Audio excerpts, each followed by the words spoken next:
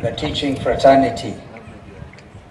A lot has been said, so it's not my intention really to even attempt to paraphrase or further complicate a very difficult situation we find ourselves in following the passing on of Mwalimu Mazeka.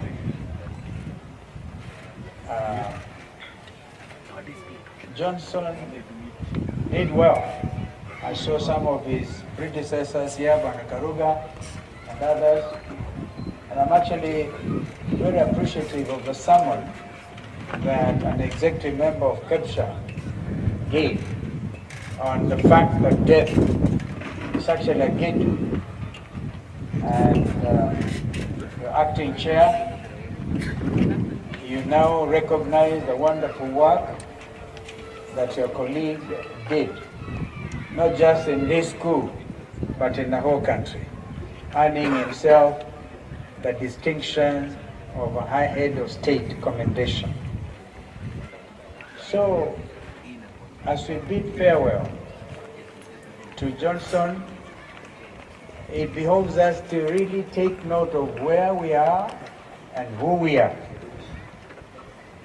I do not intend to use this forum, because a very sorrowful forum, to even attempt to reply to some of the concerns. But allow me, Mheshimiwa Babu Owino, to thank you, because you have done well as a member for this constituency, earning yourself a very cherished position of #1 constituency in the country. There are 290 of them by info track. It's a challenge, and I could see it when you are coming in. In fact, the elation did not come from this side, it came from the children. Imagine watoto wenyewe wanajua mjumbe wao amejaribu kuwasaidia. Please keep up the spirit and do not be discouraged in any way by the political shenanigans going on in the country. Last time I spoke to you, Babu, we know you were in Burkina Faso. And I asked you, what are you doing there? So you have been invited by the head of state of that country, who seems to be gaining a lot of mileage. A military ruler deal, but mindful of the people. Therefore, I urge you today, ndugu yangu mdogo Babu, always be on the side of the people. You can never be wrong.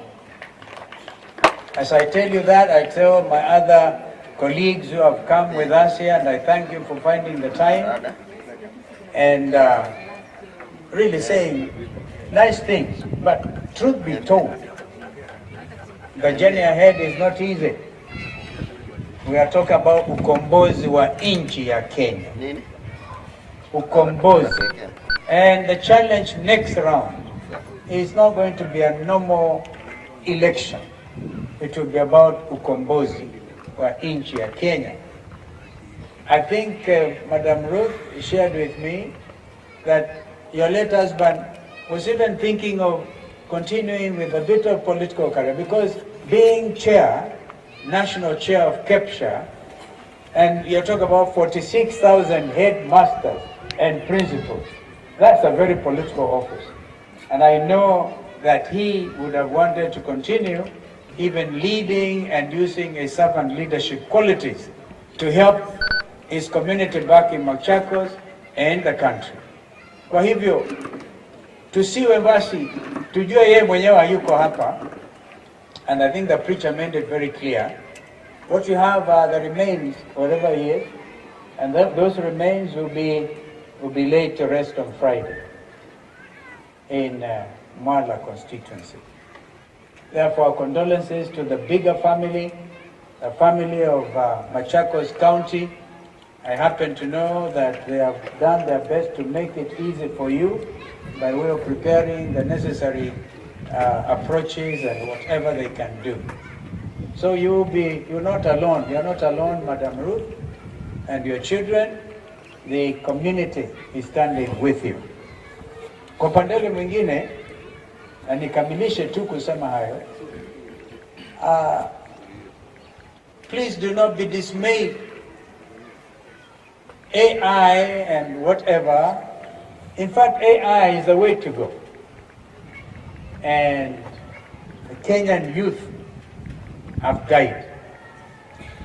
They died, and I keep on saying, June 25th, I call it J25, will be a year since we lost these young people. Remember the tear gassing, people of Nairobi, people in Bakassi, Mheshimiwa Babu Wino, a lot of them came from here. And they went there, some of them young, very young, they never tasted tear gas. Walipigwa tear gas, wakauawa. Those young Kenyans, even those who survived, are still traumatized.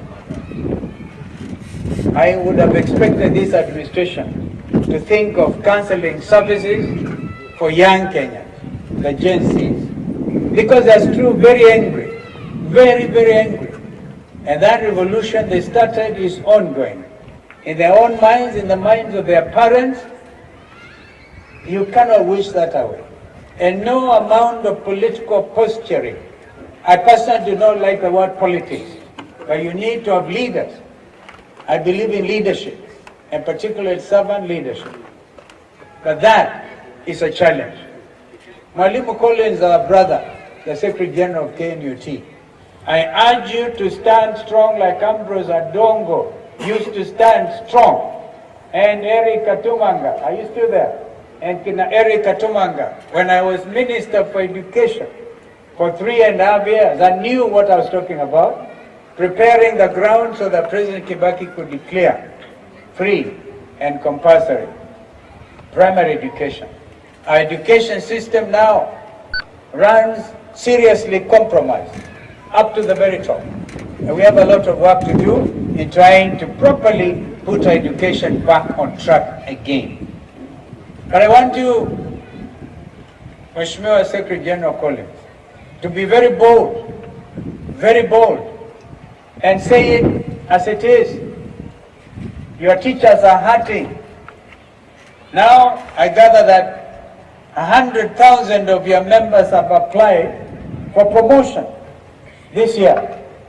In fact, I'm told 25,000 are the only positions that are available for promotion, Mwalimu. Mume apply nyinyi. Imagine out of 100,000, only 25,000. Yeah, in other words, kuna mwalimu hapa atapatikana na mtoto alimzaa akiwa more senior than yeye, the same grade. And so, a lot of injustice.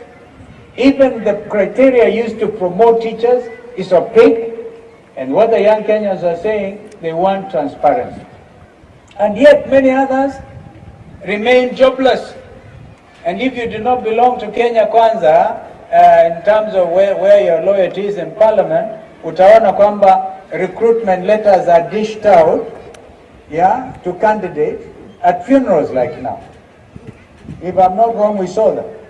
Wanapatiwa barua kaandikishe, wewe Mheshimiwa Babu Wino, kwenda kwa sababu wewe ni mwaminifu kwa Kenya Kwanza, kwenda andikisha watoto. You find teachers who have been unemployed since they qualified for the last 7, 8, 10 years being left behind, na mtu amekamilisha last year anapata kuajiriwa. Where is the justice? Mheshimiwa Collins, Secretary General, that's my challenge to you as we honor this distinguished teacher and administrator. And I'm so happy that he was able to narrow the gap between KNUT and the teaching administration. Because KNUT was really on his deathbed, as Senator Ambua said. But it took a person like Johnson to stand for what is truthful and what is just. So Kenyans, fellow Kenyans, this is the time for us to stand for what is true, what is just, what is fair, what is in the best interest of this country. Mambo mengine tutazungumza kesho na baadaye tukisonga mbele. We are ready for this challenge because we have a nation to salvage. It is really salvaging a whole nation. And now we have some of your friends, your own son is in the judiciary, Madam, you're in the judiciary yourself, and look at Georgina, a qualified actuary, and she can only do what she's doing. I believe that I would want to follow these children and to see what can happen. You know, Mrs. Ndabuki Kola, a serious neck member of the party. And I think that looking at the colors here, I was tempted to think she had something to do with them. But I gather that Mwalimu himself was a key member of the party. We will have to make sure this nucleus family makes it. Wasonge mahali baba alifika na nyinyi msonge mbele. And don't be shy, we will stand with you to the best of our ability. And the judiciary will stand. I think it is wrong, absolutely wrong, for any leader to imagine you can state capture the National Assembly, state capture the judiciary as the executive. And yes, we know the liberties under our Constitution 2010. We will defend those liberties. And an independent judiciary is the most important of all those institutions. Because the other one, ndio watu wanang'ang'ania, watu wa Kenya kwanza na wale wengine, na sisi wengine tunang'ang'ania huko. But Kenyans must really know that whatever come rain or shine, we will be on the side of the Kenyan people. Mahali wengine tumefika sisi, we have seen it all. We have seen it all, literally, politically. Persecuted, tear gas, almost killed. We can't go backwards. We can't. It will therefore be to look forward with a lot of determination and courage, inspired also at this particular time by the very singular ability of our late brother Johnson. Therefore, may his soul